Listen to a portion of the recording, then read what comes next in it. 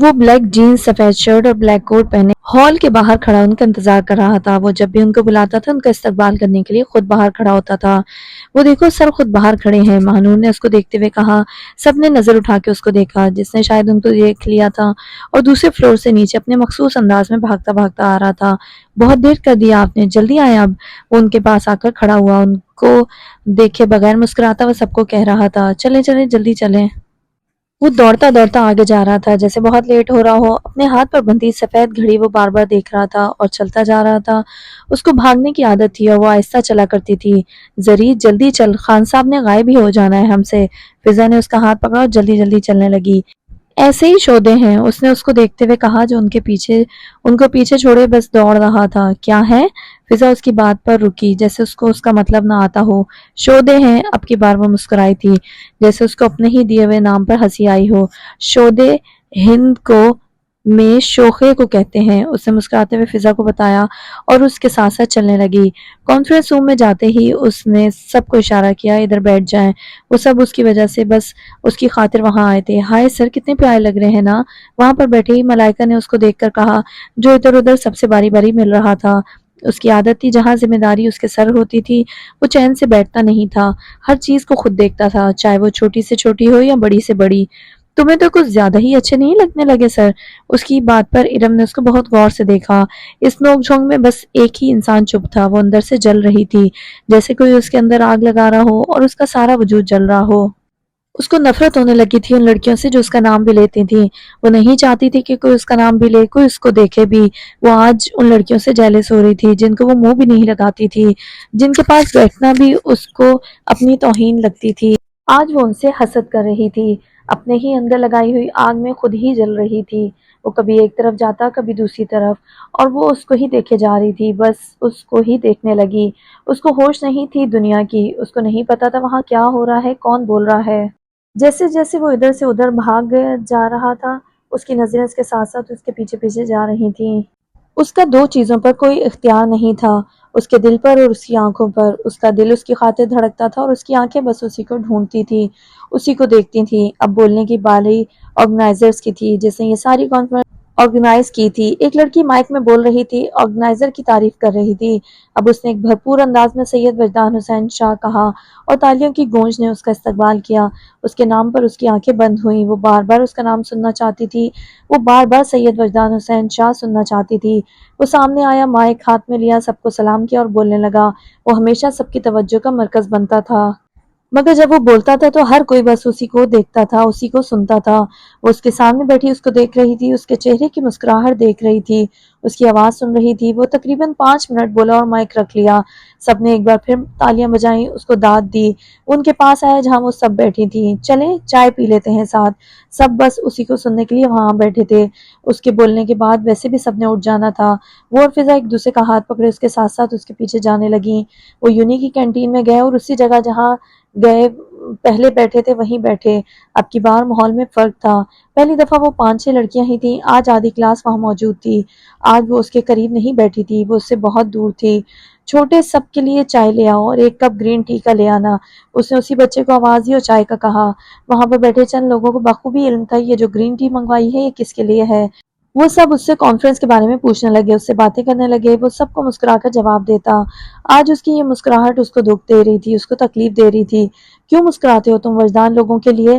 دیکھو درد ہوتا ہے مجھے۔ اس کے دل میں درد کی کئی لہریں ٹکرانے لگیں۔ اس کا ہانیہ سے ہنس ہنس کر بات کرنا، ارم سے مخاطب ہونا اس کو پل پل میں اذیت سے دوچار کر رہا تھا۔ وہ نہیں چاہتی تھی وہ کسی لڑکی سے بات بھی کرے، کوئی لڑکی اس کو دیکھے بھی۔ وہ جانتی تھی ایسا کچھ ممکن نہیں ہے، مگر پھر بھی وہ ایک امید لیے بیٹھی تھی۔ کاش وجدان کسی سے بات نہ کرے، کاش یہ لڑکیاں اس کے آفس میں جانے سے پہلے 100 بار سوچے، مگر اس کی طبیعت میں خوش مزاجی تھی، وہ ہر ایک سے بات کرتا تھا اور کلاس کے باہر جب وہ اسٹوڈنٹس کے ساتھ ہوتا تو یاروں سے کم نہ ہوتا۔ شاید محبت ہوتی ہی کچھ ایسی ہے، محبت میں شراکت و خدا نہیں برداشت کرتا تو زرمینہ گل تو ایک عام سی لڑکی ہے، وہ کیسے برداشت کرے؟ اس کی آنکھوں میں آنسو آنے لگے، اس کا سانس اس کے حلق تک اٹکنے لگا، اس کے جسم میں چبھن ہونے لگی، دل کو ضرب لگنے لگی جیسے اس کا دل کوئی اندر سے چھوٹا چھوٹا کر کے کاٹ رہا ہو۔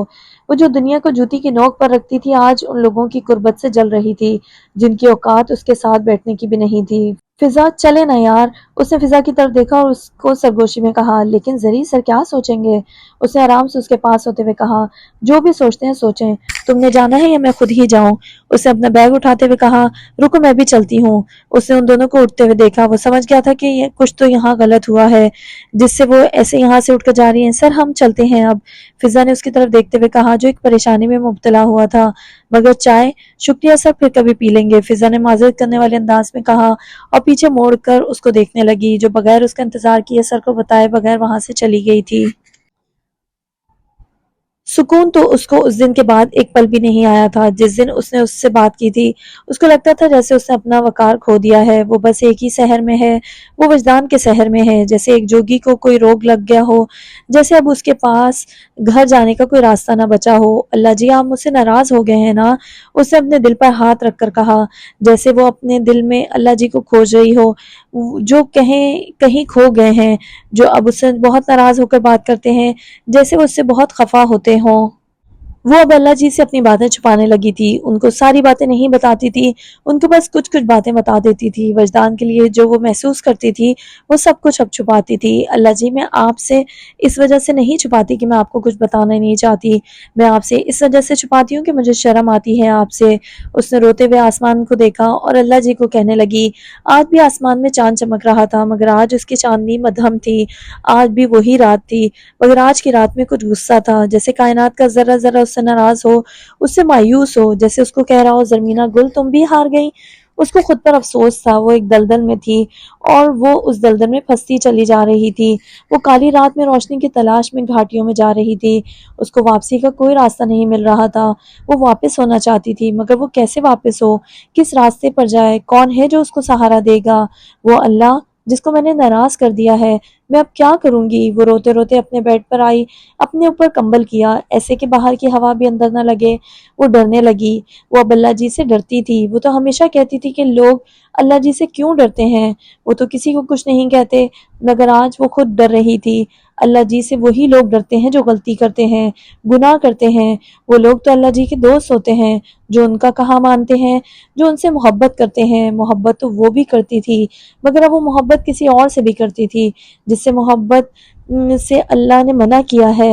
وہ اس کو چھپا رہی تھی، خود سے، دنیا سے، اور تو اور اللہ جی سے بھی۔ وہ ان کو نہیں بتانا چاہتی تھی،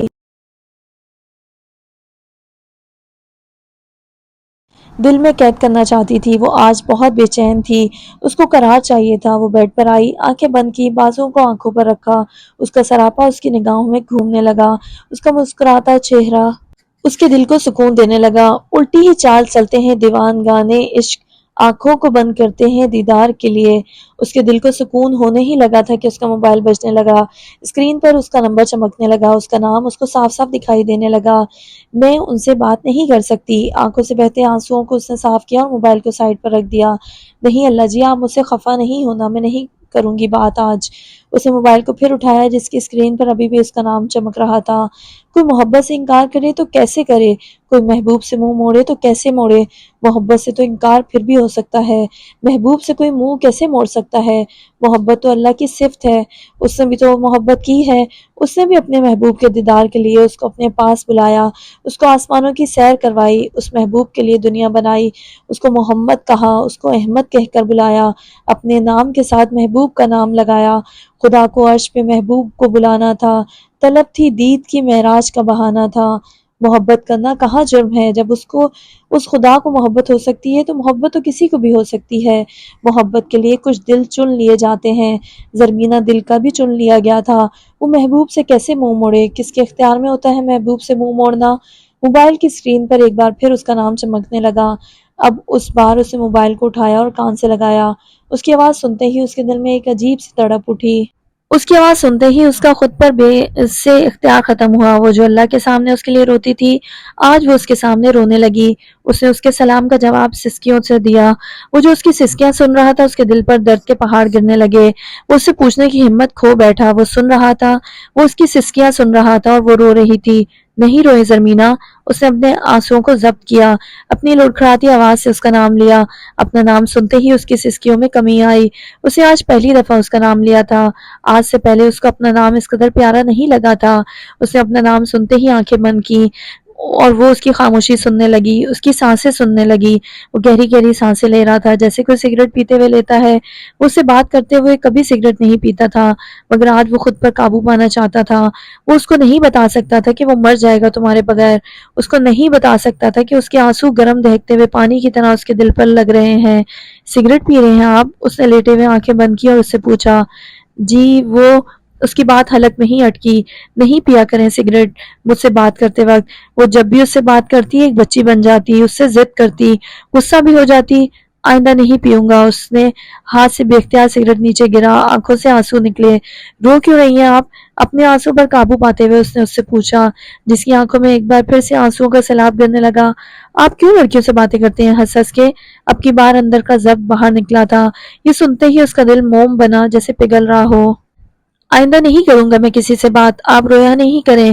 اس نے اپنے آنسوں کو ضبط کرتے ہوئے آرام سے دھیمے لہجے میں کہا، ملکہ تمہاری خاطر تو میں سب سے بات کرتا ہوں، فقط تمہیں دیکھنے کے لیے میں اتنے لوگوں کو برداشت کرتا ہوں۔ کب سمجھو گی تم، کب سمجھو گی تم وجدان تمہاری خاطر جیتا ہے؟ تم نہ ہوئی تو وہ مر جائے گا۔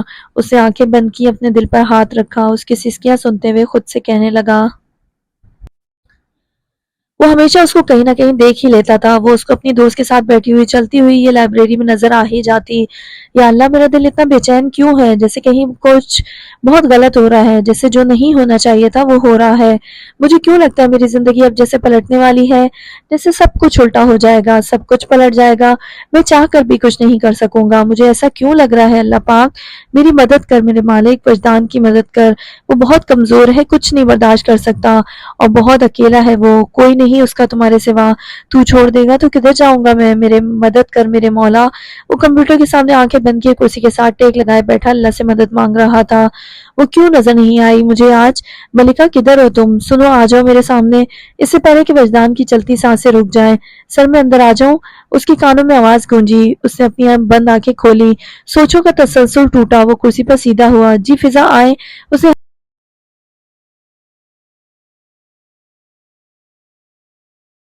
نہیں آ رہی تھی۔ جب بھی فضا اس کے آفس جاتی وہ ہمیشہ باہر کھڑی ہوتی۔ اس کو کبھی نہیں اچھا لگا کہ وہ اس کے آفس جائے۔ فضا بھی اسی کے کہنے پر چلی جاتی تھی، ورنہ ان دونوں کو شدید نفرت تھی ان لڑکیوں سے جو ہر 2 منٹ کے بعد اس کے آفس کا چکر لگاتی تھی۔ وہ جب بھی اس کے آفس کے باہر کھڑی ہوتی وہ ہلکا سا صحیح مگر اس کو دیکھ لیتا تھا۔ سر میرا زرمینہ سے کانٹیکٹ نہیں ہو رہا، آج وہ آئے بھی نہیں ہے۔ ایسا کبھی نہیں ہوا کہ وہ نہ آئے اور مجھے نہ بتائے۔ میں پوچھ رہی تھی کہ آپ کی ان سے بات ہوئی؟ فضا نے نظریں جھکائے ہوئے ایک روانی سے اس سے پوچھا۔ وہ جانتی تھی ان دونوں کی آپس میں بات ہوتی ہے۔ یہ سنتے ہی اس کے چہرے کا رنگ بدلا۔ اس کا دل پہلے سے ڈوب رہا تھا مگر اب تو وہ خود کو ایک گہرے سمندر میں سمجھ رہا تھا۔ اس کا دل زور زور سے چلا رہا تھا کہ کوئی تو مدد کرو میری، مگر سمندر کی گہرائیوں میں اس کو کون سنتا۔ اس نے ایک مکمل خاموشی پر اپنے سر کو ہلکا سا اوپر کیا، سامنے بیٹھے اس شخص کو دیکھا جو آنکھوں میں وحشت لیے زمین کو گھور رہا تھا، جیسے اب زور زور سے چلائے گا، زمین پر بیٹھ کر اس کو چیر دے گا اور خود اس کے اندر چلا جائے گا۔ اس کے ہاتھوں کی کپاہٹ اس نے دیکھی تھی، آج اس کے ماتھے پر پہلی دفعہ اس نے پسینہ دیکھا تھا، کچھ ہی لمحوں میں وہ پسینے میں نہا گیا تھا۔ اتنی چھوٹی سی بات پہ اس بندے کی یہ حالت۔ فضا نے اس کو بہت غور سے دیکھتے وقت میں دل میں کہا، آپ کی آخری دفعہ بات کب ہوئی تھی ان سے؟ اس نے سر کو اٹھایا اور سامنے کھڑی لڑکی کو دیکھا جو مسلسل اس کو دیکھ رہی تھی۔ سر میری بات اس سے رات میں ہوئی تھی، کچھ 9 بجے کے قریب، اس کے بعد نہیں ہوئی۔ اس نے جیسے یاد کرنے والے انداز میں بولا، اس کا مطلب آخری بات تو ملکہ کی مجھ سے ہوئی تھی، اس کی خوشبو تو میری سانسوں میں اب تک بسی ہے۔ اس نے اپنے دل پر ہاتھ رکھتے ہوئے کہا، جو اس کو لگ رہا تھا کچھ ہی پلوں میں اس کے منہ کے ذریعے باہر آ جائے گا۔ ان کے گھر میں کسی کا نمبر نہیں ہے آپ کے پاس؟ سر اس کے بھائی کا تھا مگر وہ بھی کچھ عرصے سے بند ہے۔ سر آپ پریشان نہ ہو، میں ان سے بات کروں گی، آپ کو انفارم کر دوں گی۔ وہ تو یہاں خود کو تسلی لینے آئی تھی مگر سامنے بیٹھا شخص اس کو زیادہ قابل رحم لگا۔ وہ آج کسی اور ہی وجدان کو دیکھ رہی تھی۔ وہ وجدان تو کوئی اور تھا جو ان کا ٹیچر تھا، جو اس کے سامنے سر جھکائے بیٹھا ہے، یہ کوئی اور ہی وجدان ہے۔ اس نے اس کی بات کا کوئی جواب نہیں دیا، جیسے اس نے کچھ سنا ہی نہ ہو، جیسے وہ کسی الگ ہی دنیا میں ہو۔ یا اللہ رحم کر وجدان حسین شاہ پہ۔ آنکھوں میں بہتے اشکوں کو اس نے ضبط کرتے ہوئے اوپر دیکھا اور وجدان کے لیے رحم مانگا اور اس کے پوچھے بغیر وہاں سے نکل گئی۔ پوچھا تو ان سے جاتا ہے جو زندہ ہو، مرے ہوئے سے کوئی کیسی اجازت مانگے؟ بہو آج زرمینہ گل کیوں کمرے سے باہر نہیں آیا؟ یونیورسٹی بھی نہیں گیا؟ اس کی طبیعت بھی بہت خراب ہے کیا؟ وہ جو صبح سے بے جان بیٹھی بیٹی کا درد اپنے سینے میں لیے گھوم رہی تھی، ایک دم چونکی۔ جی اماں ٹھیک ہے، میں نے دوائی دی تھی تو اب سو رہی ہے، آپ پریشان نہ ہوں، اس کا بہت خیال رکھنا رقیہ۔ جی اماں رکھتی ہوں، صبر تو آئے گا نہیں مجھے اب، میں اس کو خود ہی دیکھ کر آتی ہوں۔ اماں نے ایک پاؤں نیچے اتارا ہی تھا کہ رقیہ بیگم جلدی جلدی ان کے پاس آئی۔ نہیں نہیں اماں آپ کیوں جائیں گی، آپ بیٹھے، میں اس کو خود بلاتی ہوں۔ وہ نہیں چاہتی تھی کہ کوئی اس کے کمرے میں جائے اور اس کی وہ حالت دیکھے جو کچھ وقت پہلے انہوں نے دیکھی تھی۔ وہ نہیں چاہتی تھی کہ کوئی اس کا پیلا ہوتا چہرہ دیکھے، آنکھوں کی سوجن دیکھے، ہونٹوں کی سفیدی دیکھے اور بخار میں جلتا اس کا وجود دیکھے۔ ایک ہی دن میں ان کی بیٹی کا حلیہ بگڑ گیا تھا، اس کی آنکھوں کے نیچے سیاہ حلقے اس کو مردہ تصور کرنے کے لیے کافی تھے۔ وہ نہیں چاہتی تھی کہ ان کی بیٹی وقت سے پہلے مرے، اندر سے تو اس نے خود کو مار دیا تھا، جو سانسیں چل رہی تھی اس کی، وہ نہیں چاہتی تھی کہ وہ سانسیں اس سے اس کا باپ چھینے۔ نہیں ابھی نہیں بلانا اس کا طبیعت ٹھیک ہوا وہ خود ہی باہر آ جائے گا۔ جی اماں ٹھیک ہے، یہ کہتے ہوئے وہ کچن کی طرف گئیں۔ کچن کے دروازے پہ کھڑے ہو کے انہوں نے دونوں ہاتھ اوپر کیے اور دعا مانگی، یا اللہ میری زرمینہ پر رحم کرنا۔ اس کا مسلسل بند نمبر اس کو ایک ایک سیکنڈ کی موت دے رہا تھا۔ پچھلے 1 گھنٹے سے وہ مسلسل اس کا نمبر ملا رہا تھا، مگر ہر بار ملانے پر ایک ہی جواب ملتا۔ ہاتھ میں موبائل پکڑے وہ سگریٹ پہ سگریٹ پھونک رہا تھا، جیسے اس نے اپنے لیے ایک زہر منتخب کیا ہو، جیسے پی پی کر اس نے اپنی جان دینی ہو۔ وہ اٹھا اور بالکنی میں گیا۔ آج اس کی آنکھوں میں آنسو نہیں تھے، نہ ہی اس نے ضبط کیے تھے۔ وہ اپنے اندر ایک فیصلہ کر رہا تھا، ایسا فیصلہ جو اس کو زندگی دے گا یا موت۔ وہ دونوں چیزیں اپنے لیے سوچ رہا تھا، ایک طرف زندگی اور دوسری طرف موت۔ اس نے ایک بار پھر موبائل اٹھایا، اس کا نمبر پھر ملایا، اب کی بار بھی وہی جواب ملا، سنو ملکہ، اپنے وجدان کا انتظار کرنا، اس جہان میں نہیں تو اگلے جہان میں کرنا۔ اس نے آسمان میں چمکتے چاند کو دیکھا جس میں اس کو اپنی ملکہ کا عکس نظر آتا تھا۔ اس نے آنکھیں بند کی، اس کا سراپا اس کی آنکھوں میں گھوما، آنکھوں سے ایک موتی گرا اور رخسار پر ٹھہرا۔ آنکھوں سے بہتا آنسو اس نے بازوؤں سے رگڑا اور واش روم گیا۔ وضو بناتے ہی باہر نکلا، جائے نماز بچھائی، 2 رکعت نوافل حاجت پڑھے، دعا کے لیے ہاتھ اٹھائے، مگر بغیر دعا کے اٹھ گیا۔ اس نے سوچ لیا تھا کہ اس نے اب کیا کرنا ہے۔ اماں مجھے دے دیں پلیز، اس نے ہاتھ جوڑتے ہوئے ماں کو کہا۔ اللہ کے بعد آج اس نے پہلی دفعہ کسی کے سامنے ہاتھ جوڑے تھے۔ وہ ان کے پیروں میں گر رہی تھی، ان سے بھیک مانگ رہی تھی۔ کیوں چاہیے تمہیں موبائل؟ تاکہ پھر تم اس لڑکے سے بات کرو، انہوں نے اس کو خود سے پیچھے کرتے ہوئے کہا، جو مسلسل ان کے پیروں کو ہاتھ لگا رہی تھی۔ اماں مجھ پر ظلم کر رہی ہیں آپ، اس نے پیچھے ہوتے ہوئے زمین پر بیٹھ کر بیڈ کے ساتھ ٹیک لگاتے ہوئے کہا۔ زرمینہ کیسی بیٹی ہو تم، جو اپنے باپ کی عزت کا جنازہ اپنے ہاتھوں سے نکالے گی؟ وہ جو کب سے سنگ دل بنی کھڑی تھی، عزت کے نام پر ایک دم تیش میں آئی اور اس کو بازو سے پکڑ کر جھنجھوڑنے لگی۔ اماں درد ہو رہا ہے مجھے، اس نے اپنے دل پر ہاتھ رکھتے ہوئے کہا اور زور زور سے رونے لگی۔ پکڑا انہوں نے بازوؤں سے تھا، مگر درد اس کو دل میں ہو رہا تھا۔ وہ اپنے دل پر ہاتھ رکھ کے رو رہی تھی اور ایک ہی بات کر رہی تھی، اماں مجھے درد ہو رہا ہے۔ ماں کی رگوں میں بھی تو ایک سواتی باپ کا خون تھا، وہ کہاں عزت کے سامنے اپنی بیٹی کا درد دیکھتے ہیں؟ وہ تو عزت دیکھتے ہیں، اپنے سر کی ٹوپی کو دیکھتے ہیں، اپنے کندھے پر پڑی چادر کو دیکھتے ہیں۔ جہاں بات عزت کی آتی ہے، نہیں دیکھتے سامنے جو مر رہا ہے، ہمارا خون ہے۔ عزت کو خون سے افضل سمجھنے والی وہ ایک انا پرست باپ کی بیٹی تھی اور انا پرست شوہر کی بیوی تھی۔ وہ تو اپنی عزت پر قربان ہو جاتے ہیں مگر ہار نہیں مانتے۔ کیا قوم ہے اس لڑکے کی؟ وہ ماں تھی، بیٹی کے درد پر پگھل رہی تھی۔ اسی انداز میں انہوں نے اس لڑکے کی قوم پوچھی۔ اماں، اسے ماں کی طرف دیکھا، وہ جانتی تھی اس کی اگلی بات ماں پر بجلی بن کر گرے گی اور اس پر غضب کرے گی۔ بتاؤ کیا قوم ہے اس لڑکے کی؟ سید، اس نے جھکے سر کے ساتھ بس اتنا کہا۔ کیا سید؟ ماں کو لگا جیسے انہوں نے غلط سن لیا ہو، ان کی بیٹی نے کچھ اور کہا ہو۔ جی اماں، سید ہیں وہ۔ سواتی مر گئے ہیں سارے جو اب تم سیدوں میں جاؤ گی؟ جانا تو بہت دور کی بات ہے، تم نے سوچا بھی کیسے؟ شرم نہیں آئی تمہیں باپ کی عزت کو ایسے نیلام کرتے ہوئے؟ اور تم سید سے شادی کر بھی سکتی ہو، اور اس لڑکے کو شرم نہیں آتی سید ہوتے ہوئے ایسی چھوٹی حرکت کی؟ کسی کی عزت پر ہاتھ مارا۔ زری میں خود بتاؤں گی تمہارے باپ کو، تم جیسی گندی اولاد سے ہماری کوئی اولاد ہوتی ہی نہ تو اچھا تھا۔ تم جیسی بیٹیاں ہی ہوتی ہیں جو باپ کا سر شرم سے نیچے کرتی ہیں۔ کل سے تمہیں یونیورسٹی جانے کی بھی کوئی ضرورت نہیں ہے، آرام سے گھر میں بیٹھو۔ میں بولتی ہوں تمہارے باپ کو رشتہ کریں اس کا اور رخصت کریں اس کو اسی مہینے۔ مر جاؤ تم زری، تم جیسی گندی اولاد کو مر ہی جانا چاہیے۔ اماں مجھے یونیورسٹی سے منع نہ کریں۔ اب کی بار وہ بالکل ٹوٹ چکی تھی، جیسے کسی میں سانس کا ایک قطرہ بھی نہ بچا ہو۔ اس کے آنسو اب بالکل خشک ہو رہے تھے۔ انہی خشک آنسوؤں سے اس نے ماں کو دیکھا۔ جتنا تم نے پڑھنا تھا پڑھ چکی ہو تم۔ اب گھر پہ بیٹھو، بہت سن لی ہم نے تمہاری۔ وہ اس کو کہتی رہی اور وہ سنتی رہی، جیسے اب اس کے پاس کچھ نہیں بچا ہو، وہ مکمل برباد ہو گئی ہو۔ یہ تم کیا کہہ رہے ہو وجدان؟ ہوش میں ہو تم؟ مجھے لگتا ہے یہ ہوش میں نہیں ہے۔ نہیں امی، میں ہوش میں ہوں۔ اپنے ماں باپ کے سامنے وہ نظریں جھکائے بیٹھا ان کو سن رہا تھا۔ اس نے جو بات کی تھی اس کے بعد تو اس کو سننی ہی تھی۔ اس نے آج فیصلہ کر لیا تھا کہ وہ ہر حد سے گزرے گا، وہ اس کے لیے کچھ بھی کرے گا، مگر ابو کے اتنے زور سے چلانے پر اور پھر امی کی اسی بات پر تائید کرنے پر بالکل خاموش ہوا، جیسے اب کچھ بول نہیں سکے گا۔ یہ پاگل ہو گیا ہے کیا؟ سواتیوں کے گھر سے شادی کرے گا؟ وہ سواتی جن کے گھر میں اگر 2 وقت کا کھانا بھی نہ ہو تو باہر وہ اپنی خانگیاں ضرور دکھاتے ہیں۔ سواتی تو اپنی قوم سے باہر کسی سے سلام کرتے وہ توہین سمجھتے ہیں اپنی۔ وہ ہمیں بیٹی دیں گے اپنی؟ سن رہے ہو اپنے بیٹے کو؟ وہ غصے میں بولے چلے جا رہے تھے جیسے آگ ان کے منہ سے نکل رہی ہو۔ آپ آرام سے بات کریں، طبیعت خراب ہو جائے گی آپ کی۔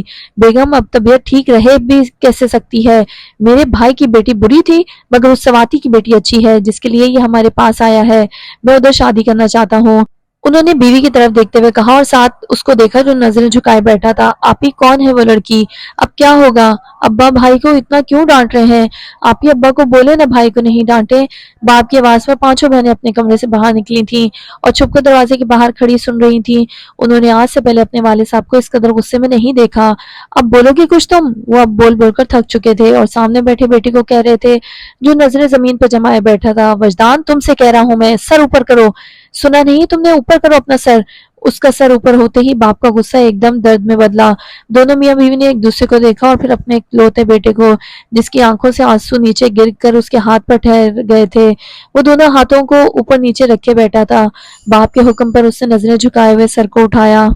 انہوں نے اپنے بیٹے کو دیکھا، اس بیٹے کو جس نے کبھی کوئی خواہش نہیں کی تھی۔ آج اس کی پہلی خواہش تھی جو اس نے اپنے باپ سے کی تھی۔ اس نے اپنی ایک خواہش کے اظہار پر فقط ایک خواہش پر نظریں جھکائے کوئی 1000 باتیں سن لی تھی۔ انہوں نے اس کو بہت غور سے دیکھا جو ایک لڑکی کے عشق میں اپنے باپ کے سامنے رو رہا تھا۔ اس کے ہونٹ ایسے کانپ رہے تھے جیسے اب وہ ایک لفظ اور بولیں گے تو وہ بچوں کی طرح اونچا اونچا روئے گا۔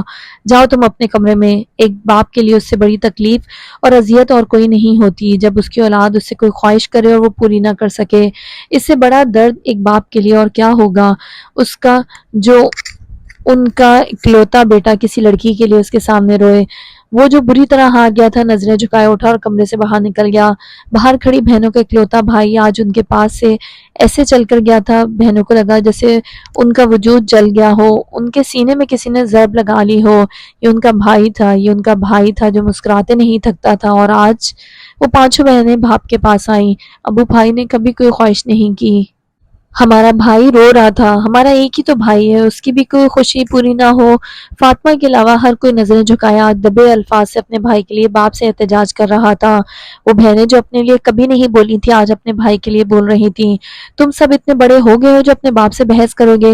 نہیں ابو، ہم بحث نہیں کر رہے، وہ لڑکی وجی کی خوشی ہے، آپ کا بیٹا مر جائے گا اس کے بغیر۔ ابو آپ نے ہمارے لیے جو فیصلہ کیا ہم نے قبول کیا، ہم نے آپ کے آگے کبھی ماتھے پر بل نہیں ڈالا، ہم خود سہتے ہیں، ہم لوگوں کی باتیں بھی سنتے ہیں، ہم اپنی خواہشات کبھی ظاہر نہیں کرتے کہ آپ دکھی نہ ہوں، مگر آج بات ہماری نہیں ہے ابو، آج بات وجدان کی ہے، آپ کو سوچنا ہوگا، اب آپ کو سوچنا پڑے گا ابو، ہم تو بیٹیاں ہیں، اپنے لیے آپ کے سامنے بول بھی نہیں سکتی، مگر وجدان ابو اس کے لیے ہر حد سے گزر جاؤں گی میں، آپ کو سوچنا ہوگا ابو۔ اب کی بار فاطمہ بولی اور ایسا بولی کہ ہر کوئی چپ رہا، اس نے کسی کو بولنے کے لیے چھوڑا ہی نہیں۔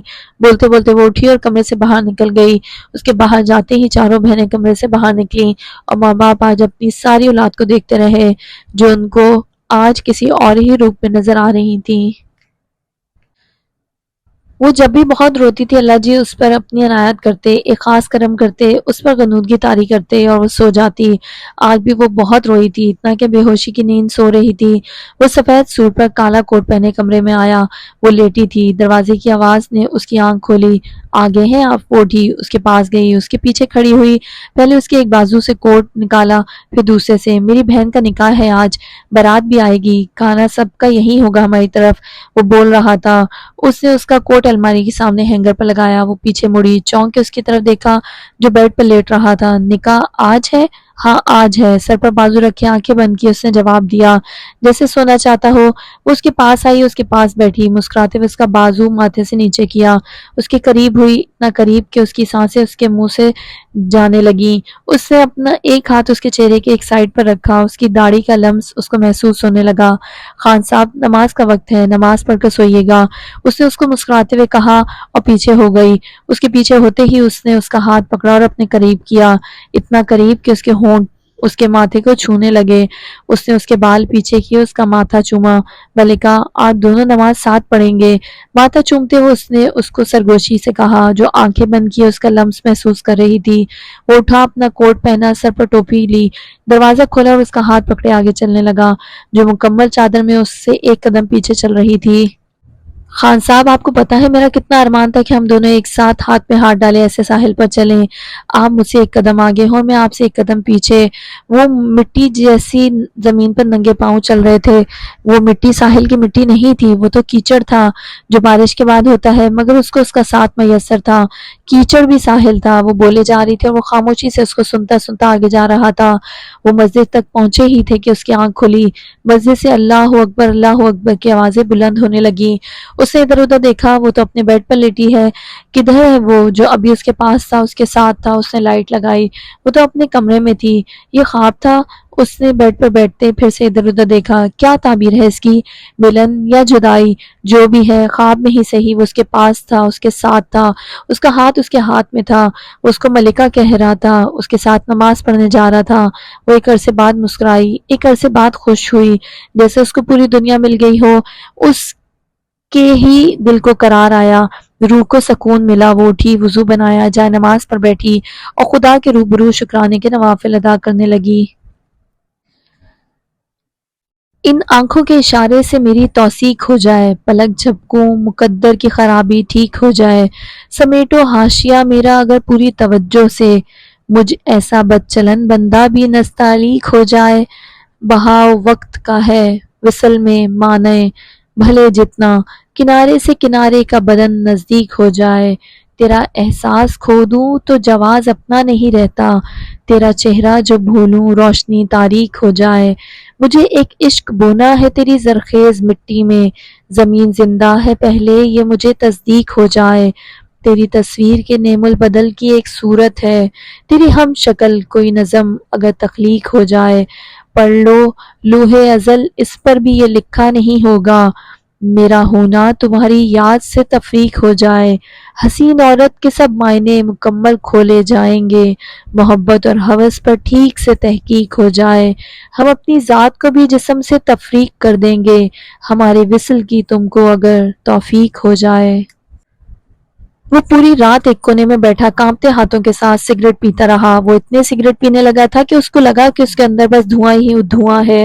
وہ خود کو ختم کرنا چاہتا تھا، اسے معلوم تھا کہ خودکشی حرام ہے، وہ خود کو گولی سے نہیں مار سکتا تھا، اپنی نس نہیں کاٹ سکتا تھا، بہت ساری گولیاں کھا کر خود کو ملامت نہیں کر سکتا تھا، وہ خود کو سگریٹ سے مارنا چاہتا تھا، وہ سگریٹ کو ایک زہر سمجھ کر پیتا تھا جو آہستہ آہستہ اس کو بستر مرگ تک لے جائے اور وہ اس اذیت اس تکلیف سے ہمیشہ کے لیے چھٹکارا پا لے جو اس کو ایک ایک پل میں موت دیتی تھی۔ محبت کرنے والوں کے لیے موت ایک نعمت بن کر آتی ہے جو ان کو ہمیشہ کے لیے سکون کی نیند دے دیتی ہے، ایسی سکون کی نیند جو دن رات وہ مانگتے ہیں۔ اس کے پاس اب مانگنے کے لیے کچھ نہیں بچا تھا، کل تک جو زرمینہ گل کو مانگتا رہا آج وہ نیند مانگ رہا تھا، ایسی نیند جس کے بعد وہ کبھی اٹھ نہ سکے، کبھی اس دنیا میں دوبارہ واپس نہ آ سکے، جس دنیا نے اس کو تکلیف اور اذیت کرب کے علاوہ کچھ نہیں دیا۔ سنو ملکہ، مجھے بھول تو نہیں جاؤ گی نا؟ اسے آسمان میں چمکتے چاند کو دیکھا اور کانپتے ہونٹوں کے ساتھ کہا۔ سگریٹ پینے سے اس کے ہونٹ کالے ہو گئے تھے، اس کے دانت خراب ہو رہے تھے، اس کی آنکھوں کے گرد سیاہ حلقے، اس کی بڑھی ہوئی داڑھی اس کو قابل رحم بنا رہی تھی۔ اس کو اس حال میں کوئی بھی دیکھے تو یہی کہے، ہائے کسی ماں کا جوان بیٹا، اس کی حالت پہ ماں کے دل پر کیا گزرتی ہوگی۔ عشق انسان کو مار دیتا ہے، زمین میں اتار دیتا ہے۔ کسی میں سے اگر غرور ختم کرنا ہو تو اس کو مرض محبت کا مزہ چکھاؤ اور پھر دیکھو اس کی موت کا تماشا اپنی آنکھوں سے دیکھو۔ دنیا کی کوئی چیز ایک انسان کو نہیں ہرا سکتی، بس یہ کم بخت محبت تباہ کر دیتی ہے، برباد کر دیتی ہے، دنیا کے سامنے ذلیل رسوا کر دیتی ہے۔ ایک اچھے بھلے انسان کو قابل رحم بنا دیتی ہے۔ یہ مرض جس کو لگتا ہے بس وہی اس کا درد جانتا ہے۔ یہ وہ درد ہے جس کا علاج بڑے سے بڑا ڈاکٹر کرے تو ہار مان جائے، اور اگر محبوب کا ایک دیدار، فقط ایک دیدار نصیب ہو جائے تو مرتا ہوا عاشق دوبارہ جی اٹھے۔ سنو ملکہ، اس جہان میں نہیں تو اگلے جہان میں میرا انتظار کرنا۔ میں نے تمہیں خدا سے مانگا ہے، کیسے ممکن ہے کوئی اس سے مانگے تو وہ عطا نہ کرے؟ یہاں ظلم ہے، یہ دنیا بہت ظالم ہے ملکہ، تمہیں میرا کبھی نہیں ہونے دے گی۔ میں تمہیں اس جہان میں مانگوں گا، روز محشر لوگ مغفرت مانگیں گے مگر وجدان تمہیں مانگے گا، اپنی ملکہ کو مانگے گا۔ اس دن میری ہو جانا، اس دن چھوڑ دینا سب کچھ، اس دن دعا کرنا اللہ میری دعا قبول کرے۔ میں نے تمہیں پانے کے لیے جو دعائیں مانگی ہیں دعا کرنا، اللہ سے بولنا وہ ان پر کن بولے۔ کاش ملکہ میں تمہیں بتا دیتا، میں کہہ دیتا تم سے وجدان تمہارے عشق میں دیوانہ بن کر گھومتا ہے۔ ملکہ تمہیں وجدان کی اس دیوانگی کی قسم، اس جہان میں وجدان کی ہو جانا۔ اس کو لگا جیسے وہ اس کو دیکھ رہی ہے اور وہ چاند پہ ہے اور وہ اس کو دیکھ رہی ہے۔ وہ آنکھوں میں آنسو لیے اس سے باتیں کرتا رہا۔ اس نے اس دوران ایک بھی سگریٹ نہیں پیا۔ اس کا نام لیتے ہی اس کے ہاتھ سے سگریٹ نیچے گر جاتا، آنکھوں سے اشکوں کا سیلاب بہتا چلا جاتا اور وہ کسی اور ہی جہان میں ہوتا۔ زرمینہ جلدی تیار ہو جاؤ، لیٹ ہو رہا ہوں۔ سلطان نے چائے کا کپ منہ کے ساتھ لگاتے ہوئے کہا۔ زرمینہ کی تو طبیعت بہت خراب ہے، وہ نہیں جائے گی، اماں نے اس کے پاس بیٹھتے ہوئے کہا۔ نہیں اماں، میں جاؤں گی، میں ٹھیک ہوں۔ وہ عبایا پہنے ماں کو دیکھے بغیر کرسی پر آ کر بیٹھ گئی۔ لیکن زرمینہ، رقیہ بیگم نے آنکھیں نکالتے ہوئے الفاظ پر زور دیتے ہوئے کہا، جیسے اس کو یاد دلا رہی ہوں کہ اس نے اب یونیورسٹی نہیں جانا۔ نہیں اماں، آپ پریشان نہ ہوں، میں ٹھیک ہوں۔ اس نے اس قدر ڈھیٹ بن کر کہا کہ ماں اگلی بات نہ کر سکی۔ وہ جانتی تھی کہ اس کی ماں کبھی بھی اس کے باپ اور بھائیوں کو نہیں بتائیں گی، وہ خود اس کو جتنا مرضی بے عزت کر لیں مگر وہ کسی اور کے سامنے اس کی تذلیل کبھی نہیں کر سکتی۔ ٹھیک ہے زرمینہ گل، جاؤ مگر خیال رکھنا۔ انہوں نے اس انداز میں کہا جیسے سب کو لگے کہ وہ اس کی طبیعت کے سلسلے میں خیال رکھنے کا کہہ رہی ہوں۔